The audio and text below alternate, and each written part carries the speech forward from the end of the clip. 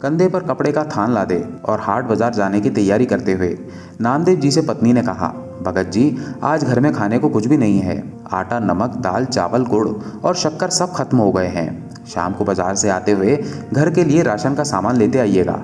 भक्त नामदेव जी ने उत्तर दिया, देखता हूँ, जैसी विट्ठल जी की कृपा।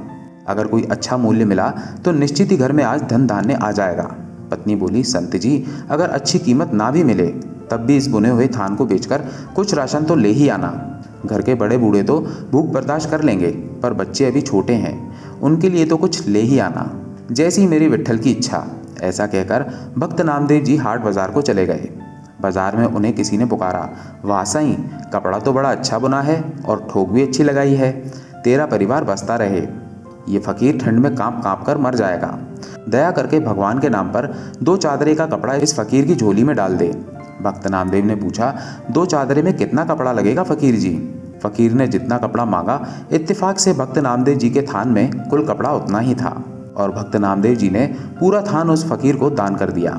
दान करने के बाद जब भक्त नामदेव जी घर लौटने लगे तो उनके सामने परिजनों के भूखे चेहरे नजर आने लगे। फिर पत्नी की कही बात कि घर में खाने को सब सामग्री खत्म है, दाम कम भी मिले तो बच्चों के लिए कुछ ले ही आना। अब दाम तो क्या, थान भी जा चुका था। भक्त नामदेव जी एकांत में पीपल की छांव में बैठ गए। जैसी मेरे विट्ठल की इच्छा। जब सारी सृष्टि की सार पूर्ति वो खुद करता है तो अब मेरे परिवार की सार भी वो ही करेगा। और फिर भक्त नामदेव जी अपने हरि विट्ठल के भजन में लीन हो गए। अब भगवान भी कहाँ रुकने वाले थे। भक्त नामदेव जी ने सारे परिवार की जिम्मेदारी अब उनके सुपुर्द जो कर दी थी। अब भगवान जी ने भक्त जी की झोपड़ी का दरवाजा खटखटाया। नामदेव जी की पत्नी ने पूछा, कौन है? नामदेव जी का घर यही है ना? भगवान जी ने पूछा। अंदर से आवाज आई, हाँ जी यही है, आपको कुछ चाहिए? भगवान सोचने लगे कि धन्य है नामदेव जी का परिवार। घर में कुछ भी नहीं है, फिर भी हृदय में देने की, सहायता की जिज्ञासा है। भगवान बोले, दरवाजा खोलिए। लेकिन आप कौन? भगवान जी ने कहा, सेवक की क्या पहचान होती है भक्तानी? जैसे नामदेव जी विट्ठल के सेवक, वैसे ही मैं नामदेव जी का सेवक हूँ। ये राशन का सामान रखवा लो। पत्नी ने दरवाज़ा पूरा खोल दिया। फिर इतना राशन घर में उतरना शुरू हुआ कि घर के लोगों की घर में रहने की जगह कम पड़ गई। पत्नी ने पूछा, इतना सामान नामदेव जी ने भेजा है? मुझे नहीं लगता। भगवान जी ने कहा, हाँ भक्तानी, आज नामदेव का थान सच्ची सरकार ने खरीदा है। जो नामदेव का सामर्थ्य था उसने भुगता दिया और अब जो मेरी सरकार का सामर्थ्य है वो चुकता कर रही है। जगह और बताओ, सब कुछ आने वाला है भगत जी के घर में। शाम ढलने लगी थी और रात का अंधेरा अपने पांव पसारने लगा था। सामान रखवाते रखवाते पत्नी थक चुकी थी। बच्चे घर में अमीरी आते देख खुश थे। वो कभी बोरे से शक्कर निकाल कर खाते तो कभी गुड़, कभी मेवे देखकर मन ललचाते और झोली भर भर के मेवे लेकर बैठ जाते।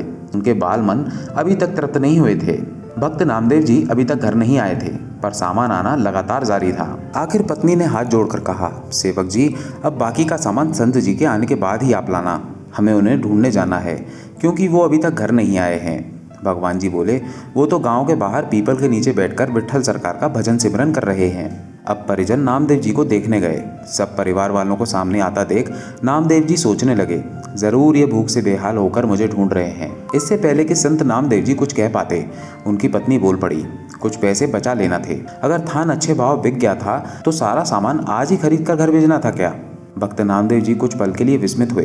फिर बच्चों के खिलते चेहरे देखकर उन्हें एहसास हो गया कि जरूर मेरे प्रभु ने कोई खेल कर दिया। पत्नी ने कहा, सच्ची सरकार को आपने थान बेचा और वो तो सामान घर में भेजने से रुकता ही नहीं था।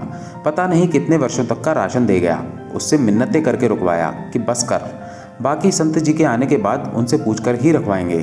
भक्त नामदेव जी हंसने लगे और बोले, वो सरकार है ही ऐसी, जब देना शुरू करती है तो सब लेने वाले थक जाते हैं। उसका देना कभी भी खत्म नहीं होता।